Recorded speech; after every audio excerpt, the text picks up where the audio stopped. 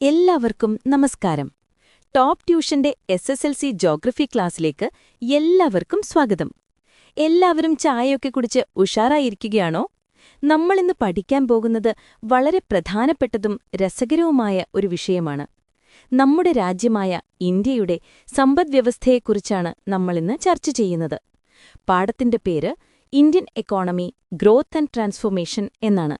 അതായത് ഇന്ത്യൻ സമ്പദ്വ്യവസ്ഥ വളർച്ചയും പരിവർത്തനവും.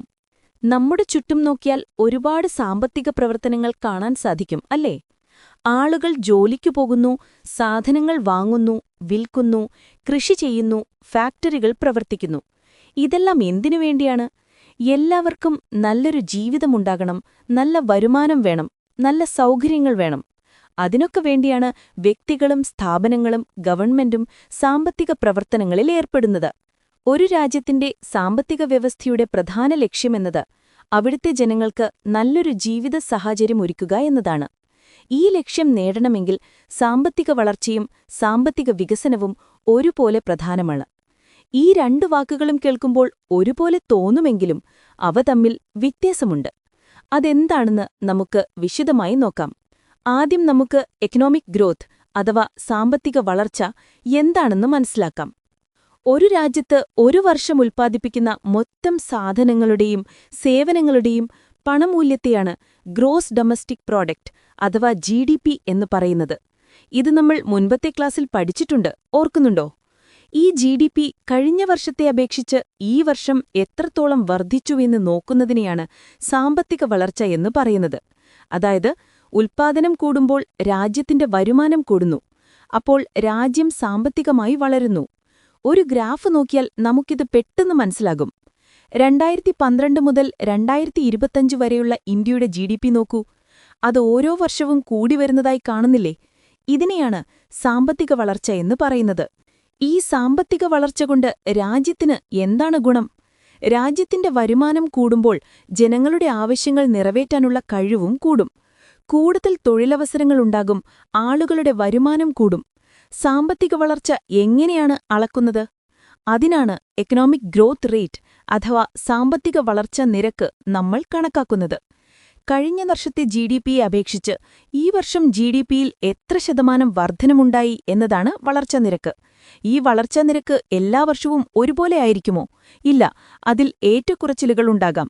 ചില വർഷങ്ങളിൽ വളർച്ച കൂടും, ചിലപ്പോൾ കുറയും. നോക്കൂ, 2020-21 വർഷത്തിൽ ഇന്ത്യയുടെ വളർച്ചാ നിരക്ക് നെഗറ്റീവായി, അതായത് 0 താഴെ പോയി. എന്തായിരിക്കും കാരണം? ആലോചിച്ചു നോക്കൂ. അതെ, COVID-19 മഹാമാരി കാരണം രാജ്യത്തെ സാമ്പത്തിക പ്രവർത്തനങ്ങൾ നിശ്ചലമായതുകൊണ്ടാണ് അന്ന് വളർച്ചാ നിരക്ക് കുറഞ്ഞത്. അതുകഴിഞ്ഞ് അടുത്ത വർഷം വളർച്ചാ നിരക്ക് കുതിച്ചുയർന്നതും കാണാം. സാമ്പത്തിക വളർച്ച അളക്കാനുള്ള മറ്റൊരു പ്രധാനപ്പെട്ട സൂചകമാണ് പെർ ക്യാപിറ്റ ഇൻകം അഥവാ പ്രതിശീർഷ വരുമാനം. ഇതും നമ്മൾ കേട്ടിട്ടുള്ള വാക്കാണ്. ഒരു രാജ്യത്തെ മൊത്തം ദേശീയ വരുമാനത്തെ അവിടുത്തെ ജനസംഖ്യകൊണ്ട് ഹരിക്കുമ്പോൾ കിട്ടുന്നതാണ് പ്രതിശീർഷ വരുമാനം. അതായത് ഒരു രാജ്യത്തെ ഓരോ വ്യക്തിക്കും ശരാശരി എത്ര വരുമാനം കിട്ടുന്നു എന്ന്. വേൾഡ് ബാങ്ക് രാജ്യങ്ങളെ അവയുടെ പ്രതിശീർഷ വരുമാനത്തിന്റെ അടിസ്ഥാനത്തിൽ 4 തരംതിരിച്ചിട്ടുണ്ട്. വരുമാനം കുറഞ്ഞ രാജ്യങ്ങൾ, ഇടത്തരം വരുമാനമുള്ള രാജ്യങ്ങൾ, ഉയർന്ന വരുമാനമുള്ള രാജ്യങ്ങൾ എന്നിങ്ങനെ. നമ്മുടെ ഇന്ത്യ ഏതു വിഭാഗത്തിലാണ് വരുന്നതെന്ന് അറിയാമോ? നമ്മൾ ലോവർ മിഡിൽ ഇൻകം വിഭാഗത്തിലാണ് ഉൾപ്പെടുന്നത്. അമേരിക്ക, ജർമ്മനി, ജപ്പാൻ തുടങ്ങിയ രാജ്യങ്ങൾ ഉയർന്ന വരുമാനമുള്ള രാജ്യങ്ങളാണ്. 1991-ൽ ഇന്ത്യയുടെ പ്രതിശീർഷ വരുമാനം വെറും $364 ആയിരുന്നു. എന്നാൽ 2021 ആയപ്പോഴേക്കും അത് $2116 ഉയർന്നു. ഇതൊരു വലിയ മാറ്റമല്ലേ? അപ്പോൾ നമ്മുടെ രാജ്യം സാമ്പത്തികമായി വളരുന്നുണ്ട് എന്ന് ഇതിൽ നിന്ന് വ്യക്തമാണ്. എന്നാൽ ഈ പ്രതിശീർഷ വരുമാനം ഒരു ശരാശരി കണക്ക് മാത്രമാണ്. ഇതുകൊണ്ട് ചില പോരായ്മകളുണ്ട്. ഒന്നാമതായി, രാജ്യത്തെ എല്ലാവർക്കും ഇത്രയും വരുമാനം കിട്ടുന്നുണ്ടോ? ഇല്ല. ചിലർക്ക് ഇതിലും ഒരുപാട് കൂടുതൽ കിട്ടുമ്പോൾ മറ്റു ചിലർക്ക് വളരെ കുറവായിരിക്കും കിട്ടുന്നത്. രാജ്യത്തെ സമ്പത്തിന്റെ വിതരണത്തിലുള്ള അസമത്വം ഇതിൽ നിന്ന് മനസ്സിലാക്കാൻ സാധിക്കില്ല. രണ്ടാമതായി, വിദ്യാഭ്യാസം, ആരോഗ്യം, നല്ല കുടിവെള്ളം തുടങ്ങിയ ജീവിത നിലവാരം മെച്ചപ്പെടുത്തുന്ന ഘടകങ്ങൾ ഒന്നും ഈ കണക്കിൽ വരുന്നില്ല. അപ്പോൾ സാമ്പത്തിക വളർച്ച മാത്രമുണ്ടായാൽ മതിയോ? GDPയും പ്രതിശീർഷ വരുമാനവും കൂടിയതുകൊണ്ട് ഒരു രാജ്യത്തെ ജനങ്ങൾ സന്തോഷത്തോടെ ജീവിക്കുന്നു എന്ന് പറയാൻ പറ്റുമോ? ഇല്ല. അവിടെയാണ് എക്കണോമിക് ഡെവലപ്മെന്റ് അഥവാ സാമ്പത്തിക വികസനത്തിന്റെ പ്രാധാന്യം. പത്രങ്ങളിലെ വാർത്തകൾ ശ്രദ്ധിച്ചിട്ടുണ്ടോ? ഒരു വശത്ത് ഇന്ത്യ 6% വളർച്ച നേടും എന്നു പറയുമ്പോൾ മറുവശത്ത് ദാരിദ്ര്യം കൂടുന്നു, തൊഴിലില്ലായ്മ കൂടുന്നു എന്ന വാർത്തകളും കാണാം. എന്തുകൊണ്ടാണിത്? കാരണം സാമ്പത്തിക വളർച്ചയുടെ ഗുണങ്ങൾ എല്ലാവരിലേക്കും ഒരുപോലെ എത്തുന്നില്ല. സാമ്പത്തിക വളർച്ചയോടൊപ്പം ജനങ്ങളുടെ ജീവിത നിലവാരവും മെച്ചപ്പെടുമ്പോഴാണ് ഒരു രാജ്യം സാമ്പത്തികമായി വികസിച്ചു എന്ന് പറയാൻ സാധിക്കുന്നത്. എല്ലാവർക്കും നല്ല വിദ്യാഭ്യാസം, നല്ല ആരോഗ്യ സൗകര്യങ്ങൾ, പോഷകാഹാരം, യാത്രാസൗകര്യം എന്നിവയെല്ലാം ലഭ്യമാകണം. അപ്പോൾ സാമ്പത്തിക വളർച്ച എന്നത് ഒരളവ് മാത്രമാണ്, അതായത് ക്വാണ്ടിറ്റേറ്റീവ് ചേഞ്ച്. എന്നാൽ സാമ്പത്തിക വികസനം എന്നത് ഗുണപരമായ മാറ്റമാണ്, അതായത് ക്വാളിറ്റേറ്റീവ് ചേഞ്ച്. ഈ സാമ്പത്തിക വികസനം എങ്ങനെയാണ് അളക്കുന്നത്? അതിനായി പലതരം സൂചകങ്ങളുണ്ട്. അതിൽ ഏറ്റവും പ്രധാനപ്പെട്ട ഒന്നാണ് ഹ്യൂമൻ ഡെവലപ്മെന്റ് ഇൻഡെക്സ് അഥവാ മാനവ വികസന സൂചിക. യുണൈറ്റഡ് നേഷൻസ് ആണ് ഇത് തയ്യാറാക്കുന്നത്. 3 പ്രധാന ഘടകങ്ങൾ പരിഗണിച്ചാണ് HDI കണക്കാക്കുന്നത്. 1. ആയുർദൈർഘ്യം, അതായത് ഒരു രാജ്യത്തെ ജനങ്ങൾ ശരാശരി എത്ര വയസ്സുവരെ ജീവിക്കുന്നു എന്നത്.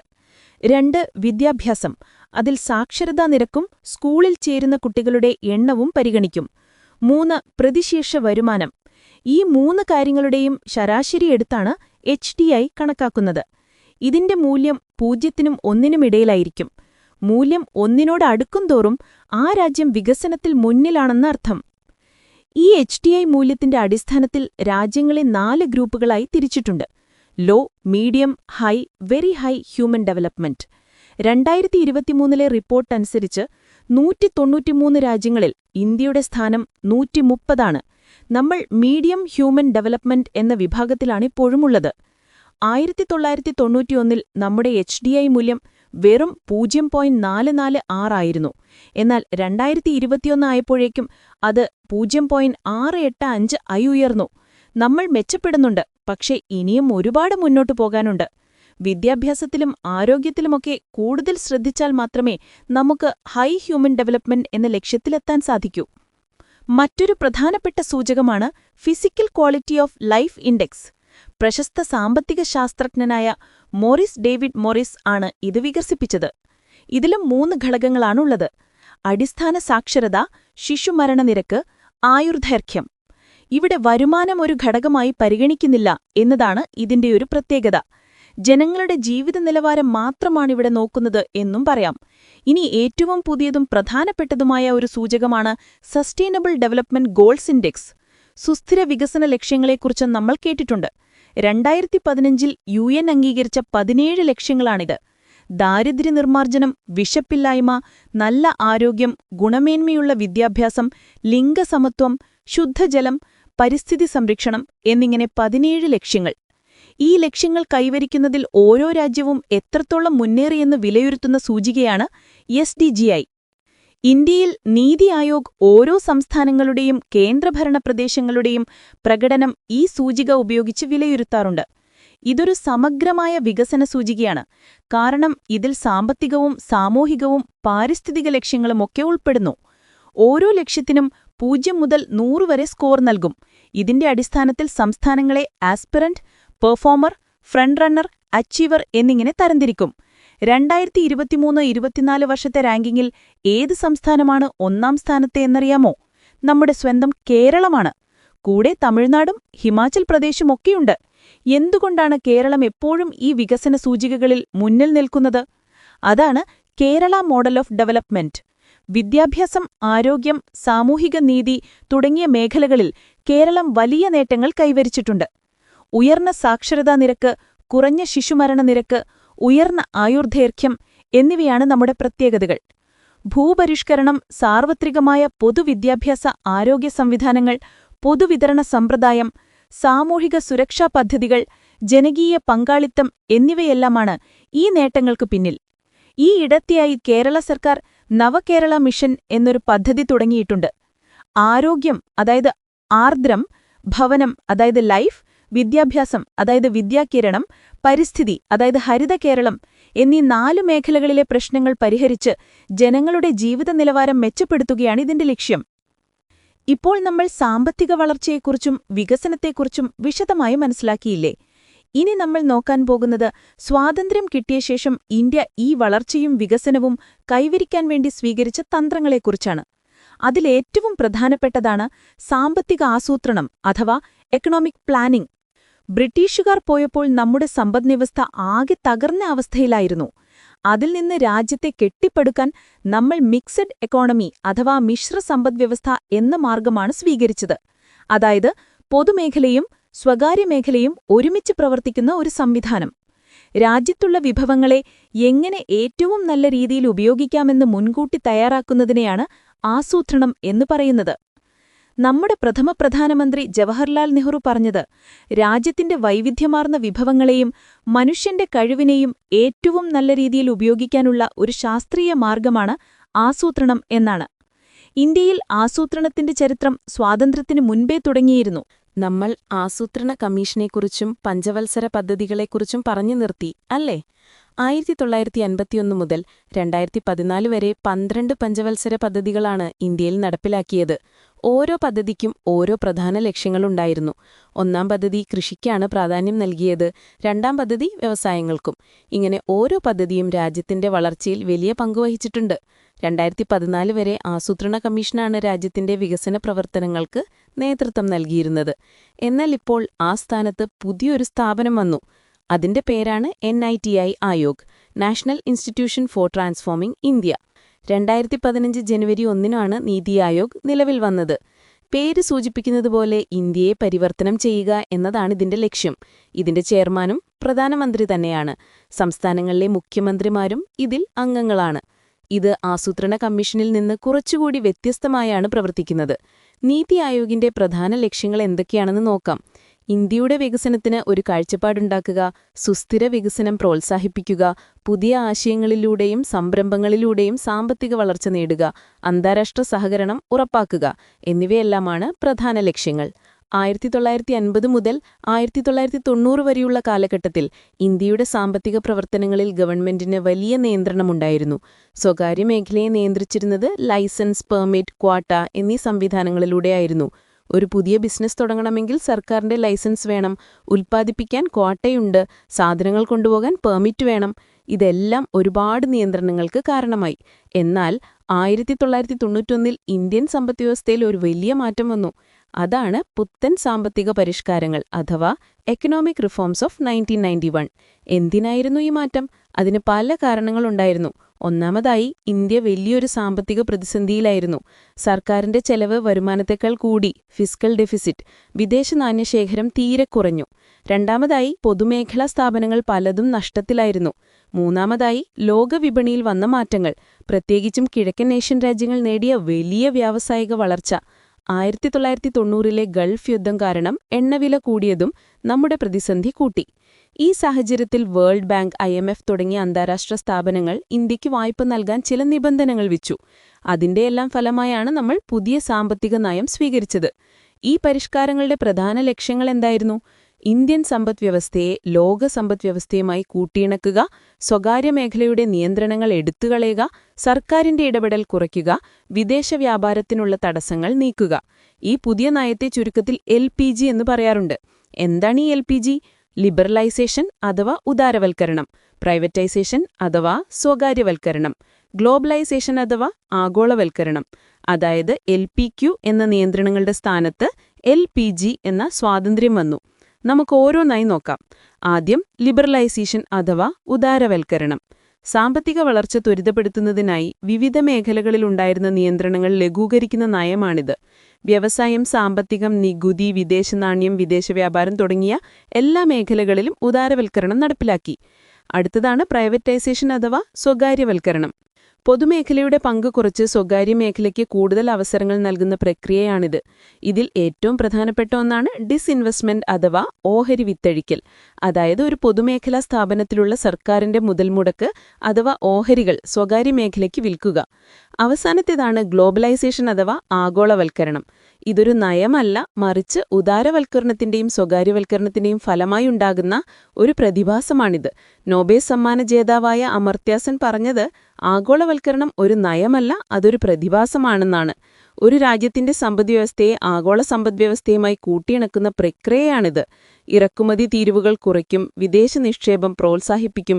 ഇതോടെ ആഗോള വ്യാപാരത്തെ നിയന്ത്രിക്കുന്നത് വേൾഡ് ട്രേഡ് ഓർഗനൈസേഷനും ആഗോള ഉൽപ്പാദനത്തെ നിയന്ത്രിക്കുന്നത് മൾട്ടിനാഷണൽ കോർപ്പറേഷൻസുമായി മാറി. എന്താണ് വേൾഡ് ട്രേഡ് ഓർഗനൈസേഷൻ? രാജ്യങ്ങൾ തമ്മിലുള്ള ആഗോള വ്യാപാരത്തിന് നിയമങ്ങളും ഉണ്ടാക്കുകയും നടപ്പിലാക്കുകയും ചെയ്യുന്ന ഒരു അന്താരാഷ്ട്ര സംഘടനയാണിത്. 1995 ഇത് സ്ഥാപിച്ചത്. ഇന്ത്യ ഇതിൽ അംഗമാണ്. എന്താണ് MNC? ഒന്നിലധികം രാജ്യങ്ങളിൽ പ്രവർത്തിക്കുന്ന വലിയ കമ്പനികളാണ് ബഹുരാഷ്ട്ര കമ്പനികൾ അഥവാ MNCs. ആഗോളവൽക്കരണം വന്നതോടെ സാധനങ്ങളും വേതനങ്ങളും മൂലധനവും സാങ്കേതികവിദ്യയും എല്ലാം രാജ്യങ്ങൾക്കിടയിൽ വളരെ വേഗത്തിൽ കൈമാറ്റം ചെയ്യപ്പെടാൻ തുടങ്ങി. ഇത് സാങ്കേതികവിദ്യയുടെ വളർച്ചയെ വേഗത്തിലാക്കി. ഈ സാമ്പത്തിക വളർച്ചയെ മുന്നോട്ട് നയിക്കുന്ന ശക്തികൾ എന്തൊക്കെയാണ്? പുതിയ കണ്ടുപിടുത്തങ്ങൾ, യന്ത്രവൽക്കരണം, സാങ്കേതികവിദ്യയുടെ വ്യാപനം, ആധുനികവൽക്കരണം എന്നിവയെല്ലാം ഇതിൽ പ്രധാന പങ്കുവഹിച്ചിട്ടുണ്ട്. ആവി എഞ്ചിന്റെ കണ്ടുപിടുത്തത്തോടെ തുടങ്ങിയ വ്യാവസായിക വിപ്ലവം പല ഘട്ടങ്ങളിലൂടെ കടന്നുപോയി. ഇന്ന് ലോകം 5ാം വ്യാവസായിക വിപ്ലവത്തിന്റെ വക്കിലാണ്. 1ാം വ്യാവസായിക വിപ്ലവം ആവി എഞ്ചിനും ഫാക്ടറികളുമായിരുന്നു. 2ാം വിപ്ലവത്തിൽ വൈദ്യുതി വന്നു. 3ാം വിപ്ലവത്തിൽ ഇലക്ട്രോണിക്സും ഓട്ടോമേഷനും വന്നു. റോബോട്ടുകളൊക്കെ ഫാക്ടറികളിൽ ഉപയോഗിക്കാൻ തുടങ്ങി. 4ാം വ്യാവസായിക വിപ്ലവം internet of things, IoT, big data, cloud computing തുടങ്ങിയ പുത്തൻ സാങ്കേതിക വിദ്യകളുടെ കാലമായിരുന്നു. ഇപ്പോൾ നമ്മൾ 5ാം വ്യാവസായിക വിപ്ലവത്തിലാണ്. ഇവിടെ ആർട്ടിഫിഷ്യൽ ഇന്റലിജൻസ്, IoT, റോബോട്ടിക്സ് തുടങ്ങിയ സാങ്കേതിക വിദ്യകൾ ഉപയോഗിച്ച് മനുഷ്യകേന്ദ്രീകൃതമായ സുസ്ഥിരമായ ഉൽപ്പാദനമാണ് ലക്ഷ്യം. ഈ മാറ്റങ്ങളെല്ലാം ചേർന്ന് പുതിയൊരു സമ്പദ്വ്യവസ്ഥയ്ക്ക് രൂപം നൽകിയിട്ടുണ്ട്. അതാണ് നോളജ് എക്കോണമി അഥവാ അറിവ് സമ്പദ്വ്യവസ്ഥ. പേരുപോലെ തന്നെ അറിവിനാണ് ഇവിടെ പ്രാധാന്യം. പുതിയ ആശയങ്ങൾ, ഗവേഷണങ്ങൾ, കണ്ടുപിടുത്തങ്ങൾ എന്നിവയുപയോഗിച്ച് ഉൽപ്പാദനം നടത്തുന്ന ഒരു സാമ്പത്തിക വ്യവസ്ഥയാണിത്. ഇവിടെ ഏറ്റവും പ്രധാനപ്പെട്ട വിഭവം അറിവും സാങ്കേതികവിദ്യയും ഫലപ്രദമായി ഉപയോഗിക്കാൻ കഴിവുള്ള മനുഷ്യരും അഥവാ ഹ്യൂമൻ റിസോഴ്സസുമാണ്. അതുകൊണ്ട് ഗവേഷണത്തിനും പുതിയ കണ്ടുപിടുത്തങ്ങൾക്കും നൈപുണ്യ വികസനത്തിനും വലിയ പ്രാധാന്യമുണ്ട്. ഈ നോളജ് എക്കോണമി ഇന്ത്യൻ സമ്പദ്വ്യവസ്ഥയിലും വലിയ മാറ്റങ്ങൾ കൊണ്ടുവരുന്നുണ്ട്. ഓരോ മേഖലയിലും ഉദാഹരണങ്ങൾ നോക്കിയാലോ? കൃഷിയിൽ അഗ്രിടെക് വന്നു. പരമ്പരാഗത കൃഷിരീതികളിൽ നിന്ന് മാറി എപ്പോൾ വെള്ളമൊഴിക്കണം, എപ്പോൾ വളമിടണമെന്ന് സെൻസറുകളും ഡ്രോണുകളും ഉപയോഗിച്ച് തീരുമാനിക്കുന്ന സ്മാർട്ട് ഫാമിംഗ് രീതികൾ വന്നു. ഇത് കർഷകർക്ക് ചെലവ് കുറയ്ക്കാനും വിളവ് കൂട്ടാനും ഓൺലൈനായി നേരിട്ട് വിൽപ്പന നടത്താനും സഹായിക്കുന്നു. വ്യവസായ രംഗത്ത് ഇൻഡസ്ട്രി 4.0 വന്നു. കമ്പ്യൂട്ടറുകളും ഓട്ടോമേഷൻ യന്ത്രങ്ങളും ഇന്റർനെറ്റും ഉപയോഗിച്ച് ഫാക്ടറികളെ തമ്മിൽ ബന്ധിപ്പിച്ച് കാര്യക്ഷമത വർദ്ധിപ്പിക്കുന്ന ഒരു നിർമ്മാണ രീതിയാണിത്. ഇത് വ്യാവസായിക ഉൽപ്പാദനം കൂട്ടാനും ഗുണമേന്മയുള്ള ഉൽപ്പന്നങ്ങൾ ഉണ്ടാക്കാനും സഹായിക്കുന്നു. ഇതുപോലെ സേവന മേഖലയിലും ഒരുപാട് മാറ്റങ്ങൾ വരുന്നുണ്ട്. വിദ്യാഭ്യാസ രംഗത്ത് എഡ്യൂടെക്, ആരോഗ്യരംഗത്ത് ഹെൽത്ത് ടെക്, ഊർജ്ജരംഗത്ത് ഗ്രീൻ ടെക് എന്നിങ്ങനെ. വിദ്യാഭ്യാസത്തിൽ റോബോട്ടിക്സും AI ഉപയോഗിക്കുന്നു. ആരോഗ്യരംഗത്ത് ടെലിമെഡിസിനും ഡിജിറ്റൽ ഹെൽത്ത് പ്ലാറ്റ്ഫോമുകളും വന്നു. നമ്മുടെ കേരളവും ഒരു നോളജ് സൊസൈറ്റി അഥവാ അറിവ് സമൂഹമായി മാറാനുള്ള ശ്രമത്തിലാണ്. Kerala startup mission, KDISC, digital university എന്നിവയെല്ലാം ഇതിന്റെ ഭാഗമായാണ് പ്രവർത്തിക്കുന്നത്. കേരളത്തെ ഒരു ആഗോള ഡിജിറ്റൽ വിദ്യാഭ്യാസ ഹബ്ബാക്കി മാറ്റാൻ ലക്ഷ്യമിട്ട് 2020 സ്ഥാപിച്ചതാണ് ഡിജിറ്റൽ യൂണിവേഴ്സിറ്റി ഓഫ് കേരള. കേരളത്തെ ഒരു അറിവ് സമ്പദ്വ്യവസ്ഥയാക്കി മാറ്റാൻ ലക്ഷ്യമിട്ട് 2018 രൂപീകരിച്ച സമിതിയാണ് KDISC, അതായത് Kerala development and innovation strategy council. വിദ്യാർത്ഥികളുടെ പുതിയ ആശയങ്ങളെ പ്രോത്സാഹിപ്പിക്കുന്ന യങ് ഇന്നൊവേറ്റ് പ്രോഗ്രാം ഇതിന്റെ ഭാഗമാണ്. പുതിയ സംരംഭങ്ങളെ പ്രോത്സാഹിപ്പിക്കാൻ 2006 തുടങ്ങിയ സ്ഥാപനമാണ് കേരള സ്റ്റാർട്ടപ്പ് മിഷൻ, അതായത് KUSM. ഇങ്ങനെ പതിറ്റാണ്ടുകളുടെ ആസൂത്രണവും പുത്തൻ സാമ്പത്തിക പരിഷ്കാരങ്ങളും ഏറ്റവും പുതിയ സാങ്കേതിക വിദ്യകളുമെല്ലാം ചേർന്നാണ് ഇന്ത്യൻ സമ്പദ്വ്യവസ്ഥയെ ഇന്നത്തെ വളർച്ചയിലേക്ക് നയിച്ചത്. നോളജ് എക്കോണമിയുടെ സാധ്യതകൾ ഉപയോഗിച്ച് നമ്മുടെ രാജ്യത്തെ ഒരു വികസിത സമ്പദ്വ്യവസ്ഥയാക്കി മാറ്റുന്നതിൽ നിങ്ങളെപ്പോലുള്ള കുട്ടികൾക്കും വലിയ പങ്ക് വഹിക്കാനുണ്ട്. അപ്പോൾ ഇന്നത്തെ ക്ലാസ് എല്ലാവർക്കും ഇഷ്ടമായെന്ന് കരുതുന്നു. നമ്മൾ ഒരുപാട് പുതിയ കാര്യങ്ങൾ പഠിച്ചു അല്ലേ? പിന്നെ നമ്മുടെ ഈ ടോപ്പ് ട്യൂഷൻ സെന്ററിൽ ചെറിയ ബാച്ച് സൈസിലാണ് ഹൈസ്കൂൾ ക്ലാസ്സുകൾ ഉള്ളത്. അപ്പോൾ നല്ല മാർക്ക് വേണമെന്നുണ്ടോ? എങ്കിൽ എത്രയും പെട്ടെന്ന് ഞങ്ങളുടെ ഫേസ് ടു ഫേസ് ക്ലാസ്സിൽ ജോയിൻ ചെയ്യുകയോ അല്ലെങ്കിൽ യൂട്യൂബ് ക്ലാസ്സസ് ഉപയോഗിക്കുകയോ ചെയ്യുക. പാലക്കാട് നിവാസികളെ ടോപ്പ് ട്യൂഷന്റെ ഫേസ് ടു ഫേസ് ക്ലാസ്സിലേക്ക് സ്വാഗതം ചെയ്യുന്നു. കൂടുതൽ അറിയുവാൻ 800-606-6363 എന്ന നമ്പറിലേക്ക് വിളിക്കുക. എല്ലാവരും നന്നായി പഠിക്കണം. അടുത്ത ക്ലാസ്സിൽ കാണാം. Bye bye.